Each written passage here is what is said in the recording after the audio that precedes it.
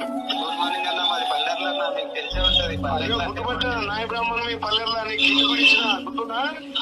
ఉందన్న, ఉంది. మా నాన్న తీసుకున్నాడు, మా నాన్న పోయిందన్న. రాలేదా నీకు? బీసీ బంధు రాలేదా? రాలే, మా ఊరికి వచ్చింది ఒకటి, అది తీసుకుపోయి టాక్సీ డ్రైవర్ కి పెట్టారు. మాకు అన్యాయంగా మోసం చేస్తున్నారు సార్. సార్ నాకేం లేదు, ఒక డబ్బా సహాయం చేయండి సార్, చేస్తే నాకు జీవితం నిలబడిపోతుంది సార్.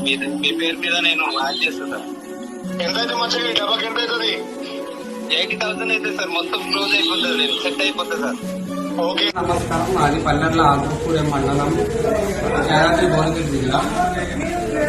పేదరికంలో పుట్టి పెరిగిన టీఆర్ఎస్ పార్టీల బీసీ కోసం పెట్టుకున్న కమిషన్లు ఇవ్వలేక నా నుంచి రాలేదు. ఎమ్మెల్యే కాడికి పోయినా 4 సార్లు పోయినా, నువ్వు ఎంత సంప్రదించినా కానీ రేపురా మాపురా అన్నారు కానీ ఎవరు పట్టించుకోవడం లేదు. నీళ్ళైనా తిరుమల నాకు వాగ్దానం చేశాడు. నాకు అనేక ప్రజలు నాకు ఎన్నట్టు ఉంటారు, నేను ఎప్పుడైనా పిలిస్తే పలుకుతానే అన్న నమ్మకంతోనే నేను మల్లన్న దగ్గరికి పోయినా.